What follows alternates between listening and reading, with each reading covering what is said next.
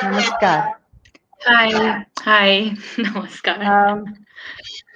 I'm Rajni Agrawal from Federation of Indian Women Entrepreneurs. Mm-hmm. और ये programme जो हम कर रहे हैं, ये प्रोग्राम कहलाता है हमारी पहचान रूबरू। और इस प्रोग्राम को Okay. करने का जो हमारा सबसे बड़ा ऑब्जेक्टिव है वो ये है कि इसको देखकर जो विमेन कोई बिजनेस शुरू करना चाहती हैं या कर रही हैं, वो इनको सुने, इनको देखें और इनसे इंस्पायर होके अगर वो किसी प्रॉब्लम्स में है या किसी परेशानी में है या डिसीजन नहीं ले पा रही हैं कि उन्होंने बिजनेस करना है या नहीं करना है, they can take a decision, they can get inspired, they feel motivated कि यस, बहुत सारे लोग हैं जो बिजनेस कर रहे हैं और मुश्किलें और problems is a part of anything challenging we take up. It has to come in our way. With Okay. Yeah, that, there's I an welcome you. sorry to interrupt. There's an echo that is happening. So somebody can put up the mic or कहीं से आ रही है so that आवाज I crack हो think रही है echo हो रही है. Bhavna has to check her end. Please. I just muted my mic. Maybe when she was speaking, I had unmuted it. That might be the reason for the echo. I'll Thank just you. mute it. Okay. Yeah, it is fine right now. Okay, please continue. Yeah. So, yes, Bhavna. So, the purpose of taking up entrepreneurs from Nepal is that we feel that Nepal has much more problems than what we have in India because of logistics, because of its being a place surrounded by mountains, because it's a smaller place as compared to India, and of course, it's a developing economy. And people are learning, women are trying to come forward. There are a lot of organizations whom I know since last almost 20 years, and they have been doing pretty well. I think Nepal Women Association, and there's so many other which I know about, and of course Chamber of Commerce, so many other Chamber of Commerce of different places. I know I've been to Nepal several times, and I met your queen also, the earlier queen, and she was a wonderful lady, and we had a really we were very fortunate to had a meeting with her because generally in your place they are not allowed, the kings and queens, I mean queens are not allowed to interact with the general public. So we were fortunate enough to talk to her and had a face-to-face, one-to-one meeting with entrepreneurs who had come from outside Nepal.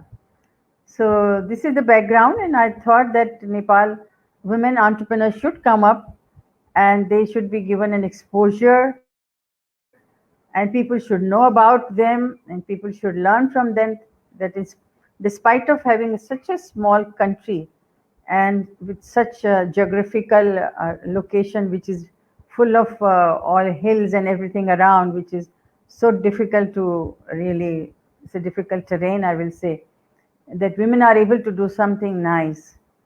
So they should be really given exposure. The world should know what Nepal is doing.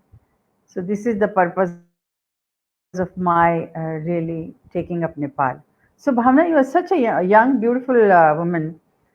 I just want to know how this idea of starting something and how that you started your journey as an entrepreneur, and what was the reason, what inspired you? Thank you very much for this introduction and also for this opportunity. Before like moving ahead, I would just want to introduce myself. Yeah, my name is Bhawana Shrestha. Currently, I am working as the co-founder of my initiative, My Emotions Matter. And when I say My Emotions Matter, a lot of people like just get confused over like this name itself.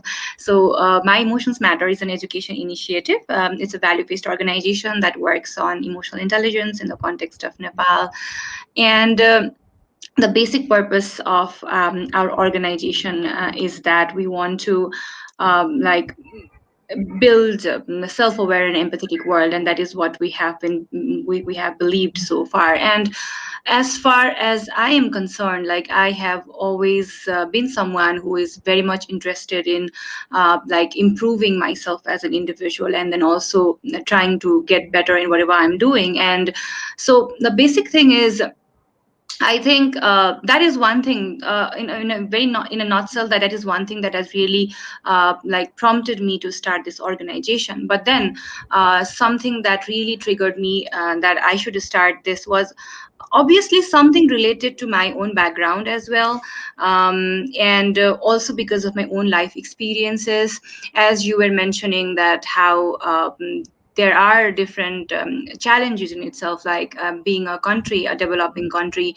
Yes, there are challenges, especially when it comes to it might be because of the geography, or it might be because of the mindset, it might be because of the overall patriarchal system that we are in, so many things. But then I don't know about others, but then this kind of challenges, this kind of limitations has motivated me to like move ahead. So as I have to answer your question, so uh, right now I'm in Kathmandu. My organization is in Kathmandu. It's in Bagmati province. But particularly I belong from the eastern part of the country, from Sunsari, and I was like brought up there. And in comparison to Kathmandu, Sunsari is a little like, when I was growing up, it was a little backward. And though it has like a lot of things have changed by now, but when I was growing up, it was a time when there were like mass insurgency was going on.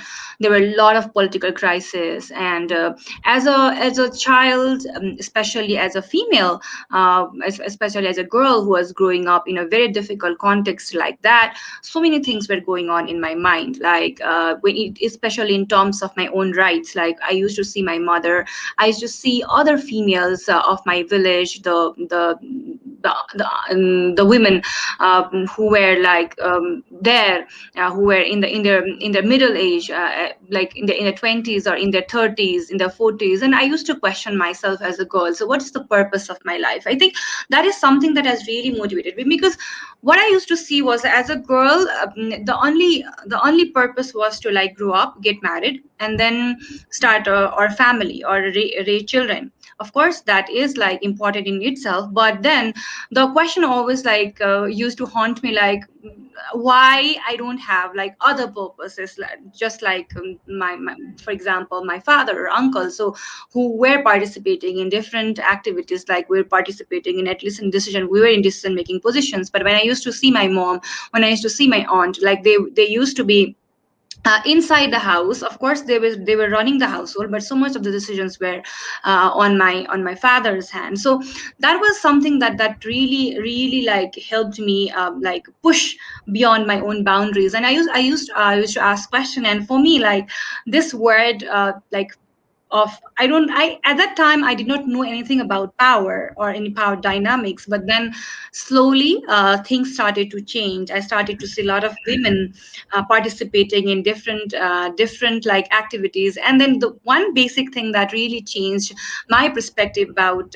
women and how women can also like participate in different activities was when my father brought like television in our house. I think I was in around grade 9 or grade 10, maybe around 14 or 15 years. And then that was the first time we had our television in our house. And seeing female, And watching what was female. that year? What was that year?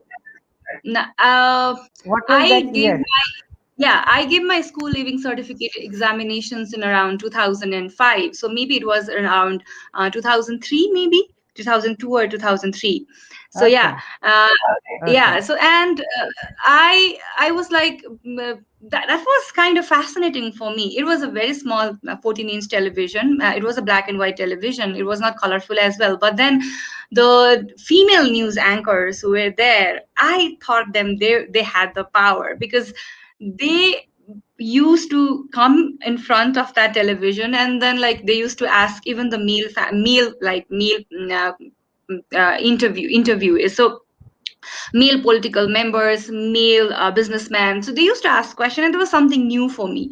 And I thought that, okay, so that was something I also want to have. I also want to have that kind of power. I also want to ask questions to like male. So that was something that really, really motivated me, and that really prompted me to start something of on my own, not as an entrepreneur as in itself, but as something that I wanted to feel that I also had some purpose, maybe like just by asking questions to anyone like whom I like, and I thought that only by being a journalist I could like achieve that.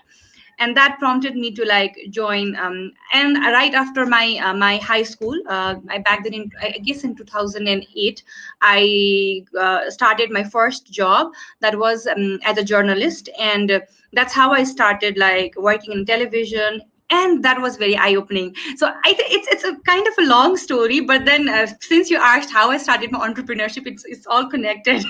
So once I started working as a journalist, I started seeing that how the life was like. I always thought that my life was difficult, my because I live in a village, only my life was difficult, only I was feeling powerless. But then I could see, as a reporter, I was like going to different places, different cities, different villages, and then I was able to connect with other women as well. And that was the point when I realized that, okay, it's not just me, there are other societies as well, other villages as well, where female are having problems, and especially like the problems like domestic violence, sexual abuse, and these were the kinds of problem. And I started like reporting about that. I was kind of like on my own space, happy about it, on my own house, like reporting news and trying to help in my own little ways. But then in 2012 there was an incident.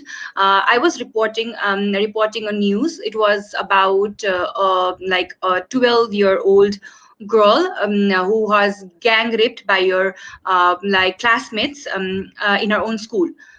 And that news, that incident, kind of My like God. put my whole world upside down, because that was something that I had never ever imagined in my life.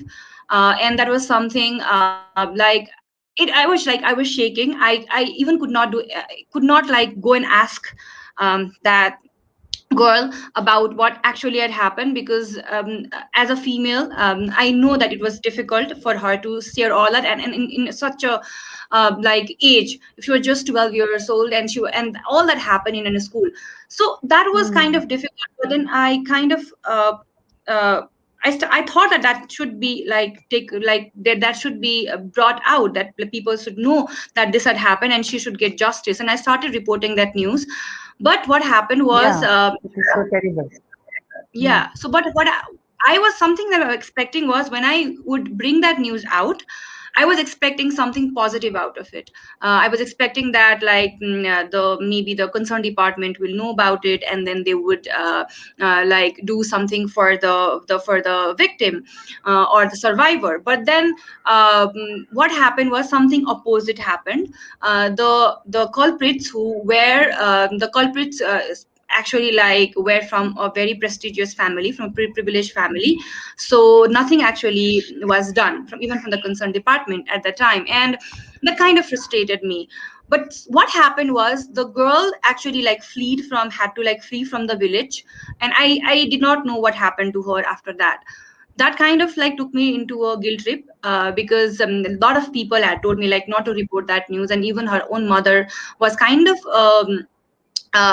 skeptical about me reporting that news. And she was also blaming her own daughter about it. But and so I went into a guilt trip in about around 2012, and I thought that what I was thinking was kind of a power for myself wasn't actually something that was really helpful for the other person.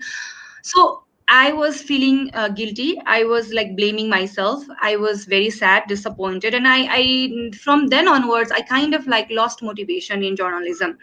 It was very difficult moment for me to like carry things forward after that. And I thought of like quitting it, but then I was not sure what should I do next. And that was when I saw a fellowship program which was asking for some teachers that could go in a village and then teach the village students, the students of another village. And that kind of like motivated me, because I saw a connection, because that incident had happened in a school, and I could not do anything for her. And then that was a moment that I think, what if like, maybe if I could just go to a village and then help other girls like her, maybe do something kind of like any kind of awareness programs or anything related to that, maybe that in that some other similar incident might not happen. That was the kind of motivation that I had.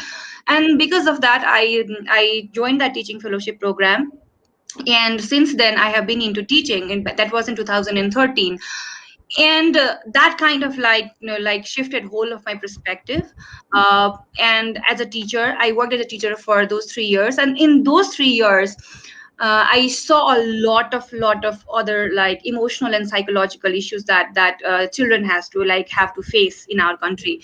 And that was the point when I also was going through my own personal problems, and that I was also like, and that problems kind of also made me aware of the fact that it's not just like, only one person can do anything. It was also that the other learning from that teaching was from working as a teacher, was that students don't just learn because you are like all prepped up, all prepared, with all the technicalities, that you are good in your studies, or like you have all the resources and all. But students also learn only when they feel that they are safe, emotionally and psychologically. And that was the motivation from motivation that wanted me to explore more on emotional literacy. But then what I realized was there was not many organizations where students or even children and even the other teachers wanted to learn about it, kind of could like refer to.